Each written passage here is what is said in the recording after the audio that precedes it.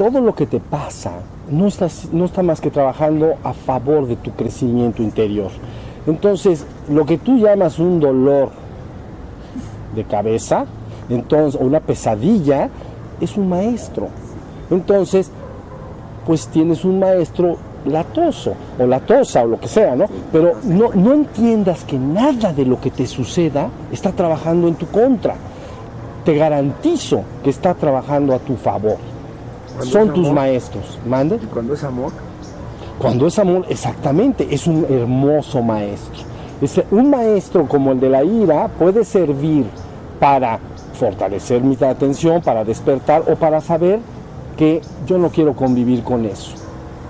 No, es mi maestro, pero ya aprendí la lección.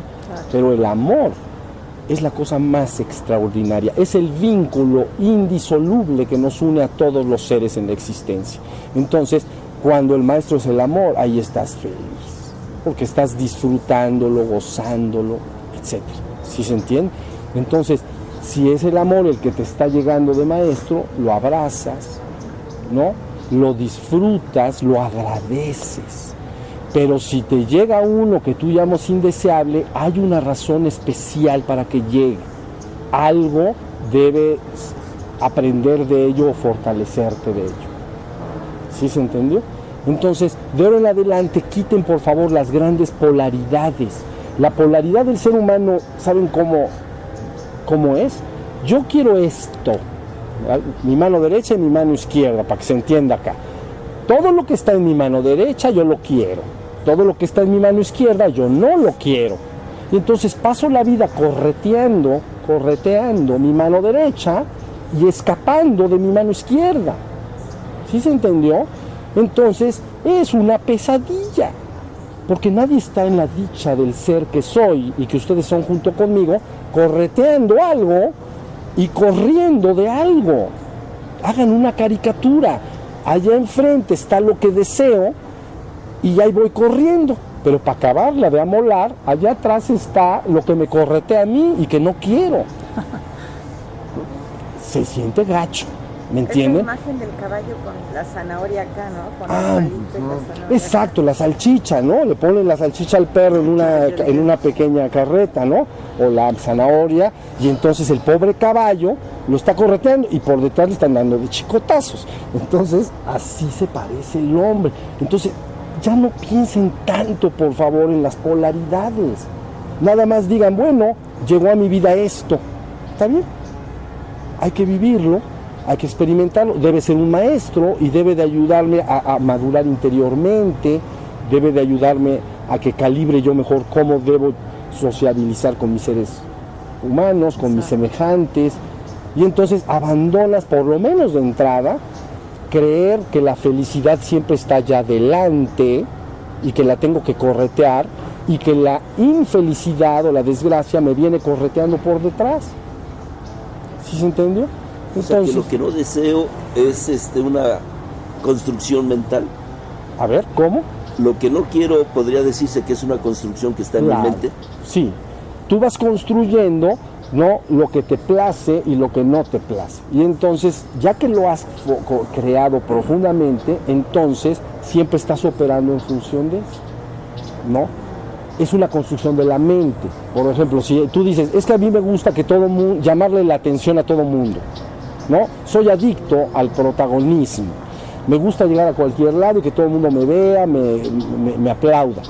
Entonces yo ya construí lo que tú llamas una construcción mental.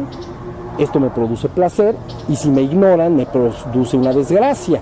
Entonces entro a un lugar donde nadie me hace caso, ¡pum!, aparece la desgracia, ¿no? Y entonces empiezo a estar molesto y lucho por lograr lo otro. Entonces vives muy intranquilo, ¿no? Entonces tú dices, bueno, yo entro a un lugar y si la gente me quiere y me abraza y me saluda, qué hermoso. Y si no me hacen caso, pues qué hermoso también, porque pues ya ni lata dan. O sea, está todo muy tranquilo. ¿Me estoy explicando? Bueno, sí, necesito. Acá también. Gracias. Bueno, entonces hasta ahí estamos. La vida emocional es intensa en el ser humano. El ser humano es altamente emocional. Entonces, un gran objeto de aprendizaje y maestro. Deja que todas las emociones afloren, sobre todo las que tú llamas desagradables, ¿no? No sientas encono sobre las personas que la producen y vigila. Tú sabes la tensión que tienes que sostener para ver la ira y no actuar en concordancia con la ira es mucha. Ver la ira y no actuar en función a la ira es muy difícil.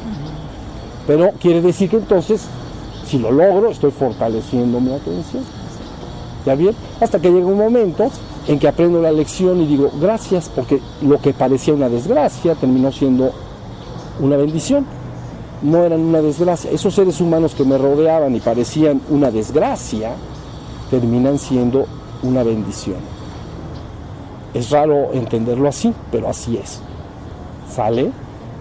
Entonces, emociones, aguas. Las emociones son rápidas, brotan y toman mucha energía y pensamientos. Entonces, alertas, permanezcan despiertos, vean. Por eso les he dicho esa frase famosa, ¿no? En Oriente dicen, en la inmensidad vacía del cielo, como hoy, que no hay nubes, en la inmensidad vacía del cielo se forman nubes. No vienen de ninguna parte y no van a ninguna parte. En ninguna parte hay una morada de las nubes. Se forman en el vacío del cielo y se deforman en él, como los pensamientos y emociones en la mente. ¿Ves? Si tú volteas y dices, hay una nube, dices, hay una nube. Y se acabó. O te molesta, te enojas, te enconas. Hay gente que hasta de eso se encona, pero bueno, está la nube, punto. Mejor la disfruto. Igual puede surgir en mí una emoción y digo, hay esta emoción. Eso es lo que hay en la esfera de la conciencia intramentalmente hablando. La observo, vive, permanece. Esto que les estoy explicando es extraordinario porque con los años se van a ir dando cuenta que ese testigo, ese que se da cuenta de todos los cambios exteriores y de los cambios dentro de ti, ya sea como sensaciones físicas o mentales, es decir, pensamientos, imágenes, emociones, ese testigo entonces es tu verdadero ser.